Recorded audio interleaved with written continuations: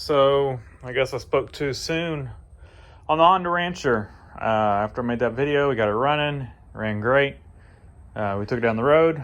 Luckily it didn't quit on the road, but drove a little bit around the yard and it quit on me, and pushed it back in.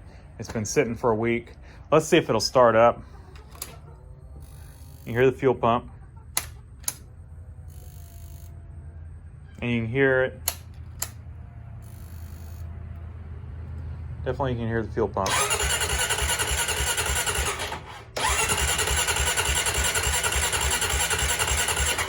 But we get nothing. Now, what I could do before is if I primed it a few times,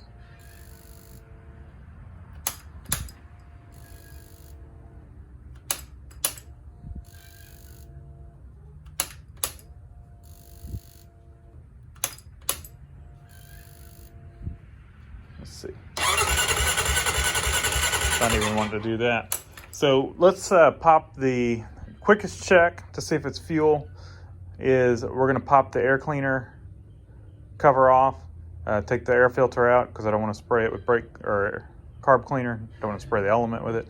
So we'll shoot some brake cleaner or something down in there, or carb cleaner, whatever I've got. Spray it down in there and see if it'll start. If it'll run on that, and then that tells us we've got a fuel delivery issue. If it's not going to run on that, then we've got a ignition issue. So let's try to figure out which one it is. All right, so we got that, and let's spray it.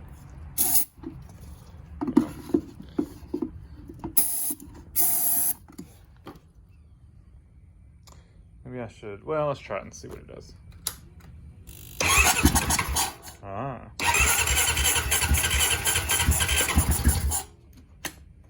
Let me back y'all up where I can get both hands.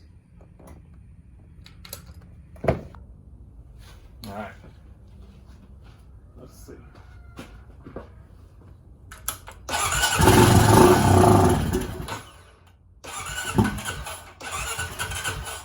Yeah, as soon as we run that out,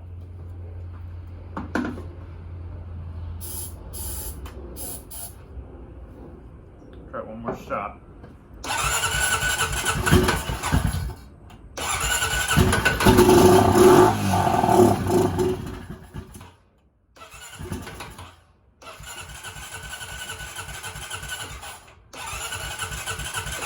Okay, so that gives us what we need to know. We have a fuel issue. We can hear the fuel pump running, but we don't know if it's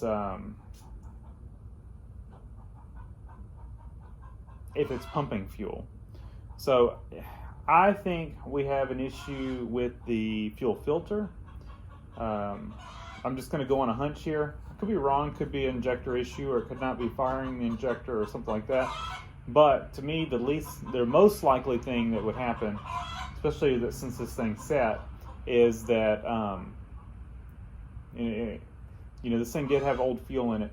What it's got that kind of leads me to believe it's an issue is the fuel pump is in like a canister, and I'll show you. So you have this canister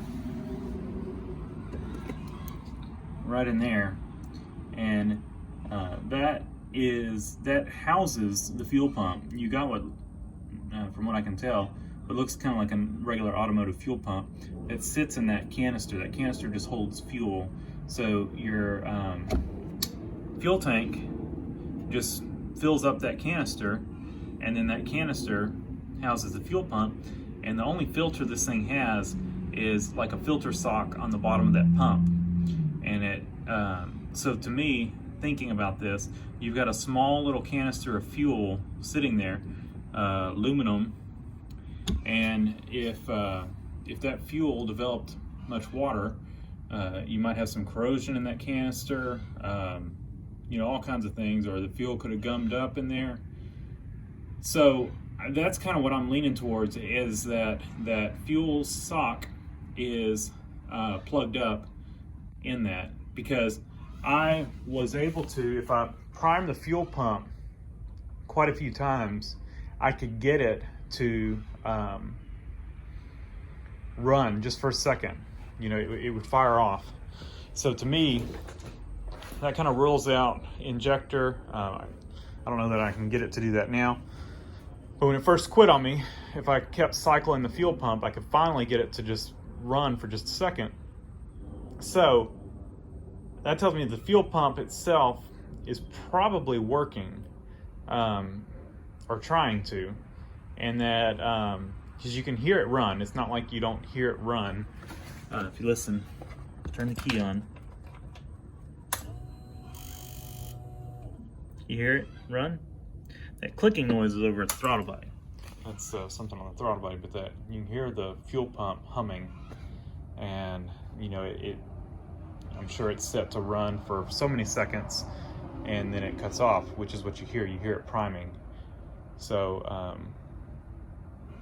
let's see if we can get in there with my snorkel tube right there. It's kind of in the way on the other side, but we can get in here and take this thing out. But let me show you one thing real quick. You know, being that this thing has seen mud and stuff and water, these connectors, these clamps are not the best. So hopefully our plug's okay. Slide this up. We will turn the fuel off, and I'm going to clean off that plug right there, and we're going to need to unplug this thing. And then you've got two bolts, one here on the side right there, that's the back side of it, and then one here at the bottom that hold this thing in place. So once you undo, you know, your plugs, I'm guessing this is some kind of a vent or maybe a return, and then you've got three, I guess, a vent, a return, and a inlet, or an outlet, vent, and inlet, outlet, and return, I guess.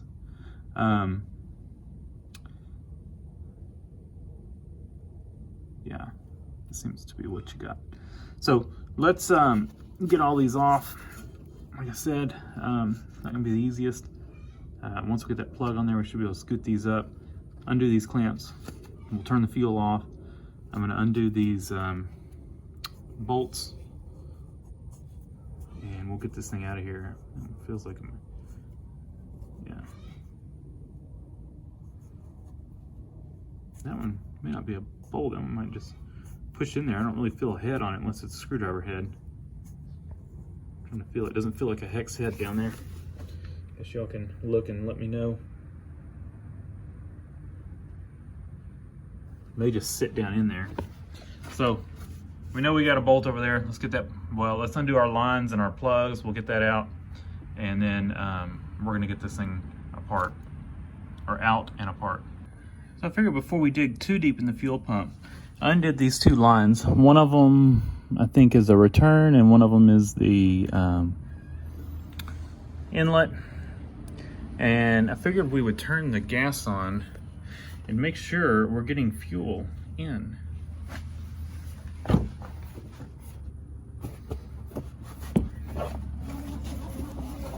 So I just cut the cutoff on the tank. So we should see fuel coming out of one of those lines. I've turned it on. We got nothing. Reserve. Nothing. Leave it in the on position. Or reserve, I don't know which one. There's it down there. We've got fuel in it. So let me try blowing through the tank. All right. Let's see. We got this one.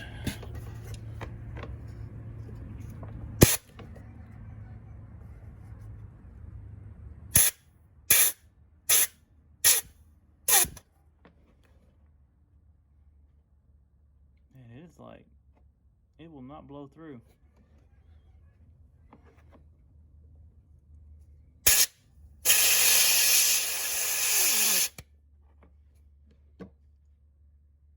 be bubbling up through the tank.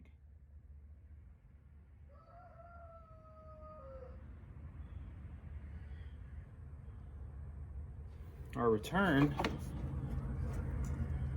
is perfect.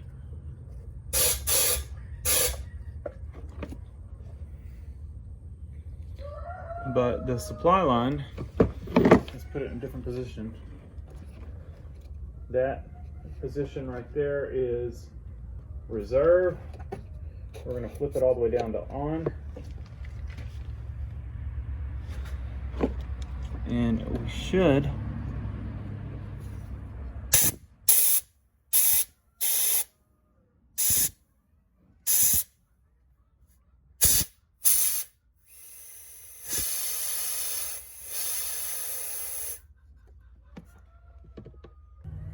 so it's like this selector switch has failed, or it's internally plugged, sucked up some varnish or something in it, but I would have thought we could have blown that back out, but evidently we're not able to. So I think that's our next step. Let me get some of this fuel out of here, and we're gonna make a mess, but we'll unbolt that selector valve. Well, instead of siphoning that nasty gas, I decided just to drain it. Or, yeah, just let it drain out. I've got a big pan under, a few drips are getting away from us. But we're catching most of it. Probably should have backed this thing out of my garage to do this. But we're getting most of it. And the fuel that first came out of that thing, it was nasty, nasty, nasty. Now that's a dirty pan, so we can't judge it completely by that. But what you can see is that it looks awful. So I think we're pretty much decided on buying a new selector valve, and I don't know, we could still end up having some problems in the tank or in the fuel pump itself, but before we can determine that, and if that filter in the pump has failed, we first need to get the fuel to the pump. So let me order one of these selector valves. And I guess the nice thing will be is that we have now drained all the nasty gas out of this tank, and so when we go back together with it, we'll have fresh, clean gas. Let me order one of these selector valves, because that thing has definitely failed, and with the, well, it just broke off even more, but with that gone, I definitely prefer to have it all good, and I would assume that this thing's probably not too expensive. We shall see though.